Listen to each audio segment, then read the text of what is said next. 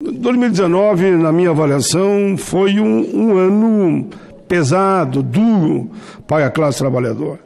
Tivemos o efeito da reforma trabalhista e todos estão aí vendo o resultado.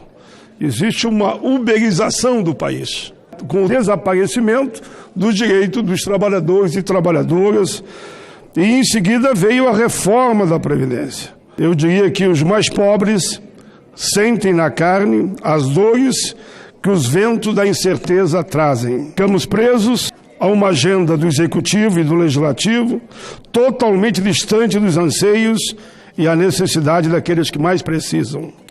Ao invés de derrubarmos, estamos construindo muros, separando os ricos dos pobres. Falo, por exemplo, da medida provisória 881, também chamada da MP da Liberdade Econômica. Falo, por exemplo, da reforma da Previdência, que foi um debate duro e está aí o resultado, as pessoas percebendo que não vão mais se aposentar. Da MP 905, que cria a carteira do trabalho verde e amarela, e faz 135 alterações na CLT, que já está em vigor a reforma do Temer, agora teremos outra a partir dessa. Falo do PL 6.159, que extingue as cotas para as pessoas com deficiência. Falo dos cortes nas áreas estratégicas para o desenvolvimento do país. Por exemplo, educação caiu 16%, saúde caiu 4,3%, segurança 4,1% e ainda o fim da política nacional de valorização do salário mínimo. Acabar com a política de valorização do salário mínimo, se isso é positivo, não entendi mais nada. O que era a política de valorização do salário mínimo? Era simplesmente a inflação, mas o PIB. Produto Interno Bruto cresceu, salário mínimo crescia. Foi assim que nós chegamos ao salário mínimo de $60 para $300. Durante a 108ª Conferência Internacional do Trabalho, ligada à ONU, abro aspas, pela primeira vez na história, o Brasil foi incluído na lista dos 10 piores países do mundo para os trabalhadores. Por quem? Pelo Índice Global de Direitos. Segundo o relatório do Banco Mundial, o Brasil é o país com o maior grau de concentração de renda do mundo.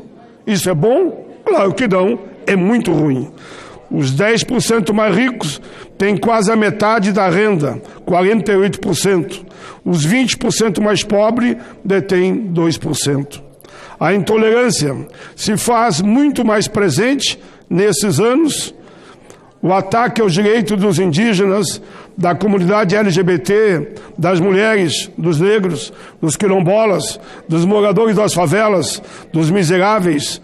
Fomos omissos com um debate que o mundo faz, que é a questão do meio ambiente. Pelo contrário, fomos à contramão da defesa do meio ambiente. Tivemos uma série de falhas e erros no Enem, Exame Nacional do Ensino Médio, no SISU, Sistema de Seleção Unificada, estudantes prejudicados.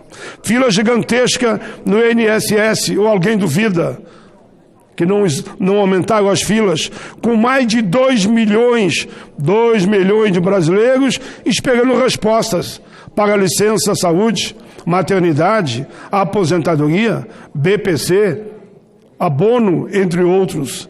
Recentemente, em janeiro de 2020, o então secretário da Cultura do governo federal fez um discurso chocando o Brasil e o mundo, lembrando o ministro da propaganda da Alemanha nazista, mas felizmente acabou sendo demitido. Com relação ao coronavírus, o presidente da República chegou a dizer que não traria os brasileiros que estão na China porque abre custos caros, fecho aspas. Felizmente, estou sendo fiel à verdade, ele voltou atrás. Senhor presidente, ninguém torce e eu não torço para que o Brasil dê errado. Ninguém torce para o Brasil dar errado. Isso seria uma estupidez oceânica. Agora, nós não podemos aceitar calados o que estão fazendo com o nosso país e com a nossa gente. Temos que ter lado. E o nosso lado é o lado do povo que mais precisa. Não podemos aceitar a desconstrução de políticas sociais que deram certo. Em nome do quê? De ajustes fiscais, de números, dos chamados pacotes econômicos, esquecendo que o resultado vai atingir diretamente as pessoas, que no fim das contas só beneficiam uma elite financeira e um pequeno grupo de aquinhoados. Creio, assim como diz o antigo, mas sempre atual poema, que diz: um país que elimina a criança, e não ouve o clamor dos esquecidos, onde nunca os humildes são ouvidos, que permite um estupro a cada esquina, que maltratam negros e mulheres. Aqui, o feminicídio, eu diria que eu não lembro outro país que acontece tanto quanto o Brasil. Pode ser, como diz a música, eu volto à música, a letra, pode ser o país de quem quiser, mas não é com certeza o meu país. A perda de direitos, o aumento da desigualdade, da pobreza, da miséria, é uma triste realidade para toda a nossa gente. É contra tudo isso que fizemos o bom combate, a boa luta, com consciência e com muita clareza, que temos que avançar, tentando todos nós sermos aqueles que têm compromisso com os mais pobres, sendo luzeiro nos nossos caminhares. Não podemos perder de vista que há pouco tempo chegamos a ser a 5ª economia mundial. 41 milhões de pessoas passaram a contar com água de qualidade. 35,6 milhões de pessoas receberam energia elétrica em suas casas. 48 milhões de brasileiros receberam escoamento sanitário. Foram 36 milhões de brasileiros que saíram da extrema pobreza e 42 milhões que entraram na classe C. 6,8 milhões beneficiado por moradias, 65 milhões atendidos locais onde não havia ou era escassa a cobertura médica, 18 novas universidades, 422 escolas técnicas criadas, 1,5 milhões de estudantes beneficiados com o ProUni e com o FIES, 22 milhões de empregos novos, formais, com carteira assinada. E não essa falácia de que aumentou o emprego informal. Botam para rua e você vai ganhar o que poder fazer com salário como bico. Isso virou emprego, sendo também, naquela época, a menor taxa de desempregado, chegamos a 4,5%. A menor faixa de desempregado em todos os tempos. Renda dos agricultores familiares. Pergunte aos agricultores como era antes, como era agora. Aumentou 52% naquele período. Não podemos perder de vista que foi nesse mesmo período que aprovamos. Calcule, senador Contarato, se fôssemos querer aprovar agora o Estatuto do Idoso, que é praticamente 120 leis num único instrumento. Estatuto da Igualdade Racial, Estatuto da Pessoa com Deficiência, Estatuto da Juventude, Política de Valorização do Salário Mínimo, Política de Valorização da Pessoa Autista. Calculem se fôssemos querer aprovar leis desse porte agora. Há uma pergunta que é ignorada. Sim, uma pergunta que é ignorada, mas que devemos fazê-la todos os dias. Quanto custará, ou melhor, quanto está custando aos cofres públicos o fim das políticas sociais humanitárias? Quanto custa a falta de prevenção, por exemplo, na saúde, na educação? Temos que entender que se os cortes continuarem e não houver fortes investimentos, a conta de uma hora ou outra vai aparecer. Já estão aparecendo nas filas da Previdência, já está aparecendo no SUS, já está aparecendo na educação, já está aparecendo na falta de servidores públicos, e aí não querem fazer concurso e sai com essas contratações aí que vão pagar 30% a mais para quem já está aposentado e na linha de um salário bem melhor do que aqueles que estão lá na fila da Previdência. Ninguém tem dúvida que a cada dia que passa aumenta o nosso olhar nas ruas do país, vendo a miséria, a pobreza e o aumento das doenças. Iniciamos no dia de ontem o novo ano. Temos muitos desafios para 2020. Há uma pauta aí, e que os trabalhadores estão muito preocupados. MP 905, o que significa? Somente retirada de direitos, repito.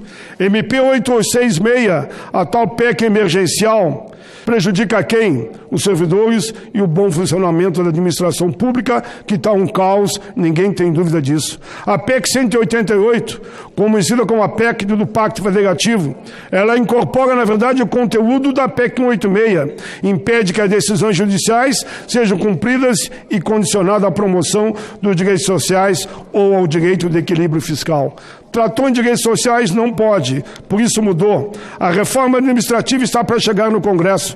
Acaba com a estabilidade. Avisam que vai ter redução do salário dos servidores. Sabe-se que há uma nova reforma trabalhista, também sendo enjambrada nos palácios. O Executivo diz que a reforma tributária será a prioridade. Até pode ser, mas quero saber o tipo de reforma tributária que virá. E digo mais, não é só o Executivo, com o Congresso que está aí. Alguém acha que vai ser uma reforma tributária solidária, justa e progressiva? Sinceramente, eu, nesse aspecto, estou pessimista. Quero mais estar errado. Gostaria de ter errado na reforma trabalhista, mas acertei. Gostaria de estar errado na Previdência, mas acertei. Reforma tributária até pode sair, mas vamos ver que reforma vai de novo, para concentrar mais renda ainda. Essa é a minha preocupação e, claro, vamos travar aqui um bom debate.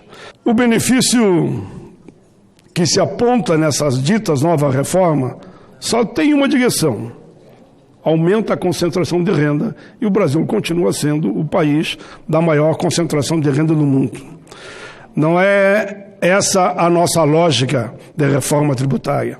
Temos que enfrentar a injustiça fiscal e a elevada tributação do consumo, que penaliza os pobres. Temos que enfrentar o escândalo da baixa tributação de renda e do patrimônio, que só favorece as classes mais abastadas, os endinheirados, os milionários. Temos que refletir sobre a isenção de impostos sobre lucros e dividendos.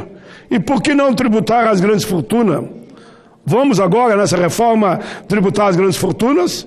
Vamos tributar as grandes heranças? Vamos tributar, enfim, jatinho e iates? A nossa visão de reforma tributária passa por uma comissão justa, solidária e sustentável. Uma reforma tributária progressiva. Quem tem mais tem que pagar mais. O economista francês Thomas Piketty alerta que o Brasil é o país mais desigual do mundo. Repito, o Brasil é o país mais desigual do mundo. Quase 30% da renda do país está na mão de apenas 1% dos habitantes. A maior concentração desse tipo que se viu falar no planeta. O Brasil, diz ele ainda, o Brasil não voltará a crescer de forma sustentável enquanto não reduzir suas desigualdades e a extrema concentração de renda no topo da pirâmide social. Fechar aspas. Senhoras e senhores, com certeza há muitos desafios com relação aos direitos humanos no Brasil. Direitos individuais e coletivos. Liberdade de expressão e manifestação pacífica, escravidão moderna, feminicídio, racismo, discriminação, intolerância, a própria questão dos refugiados e imigrantes, que realizamos uma audiência pública hoje pela manhã, mostra esse quadro. Esperamos que 2020 seja um ano onde ninguém abandone ninguém, como diz o manifesto afetivo da resistência pelas liberdades. Que o Congresso Nacional mire nossa gente com olhos humanos, tendo políticas humanitárias, compreendendo que lá fora existem pluralidade de vozes e sonhos com desejos infinitos de uma vida com dignidade.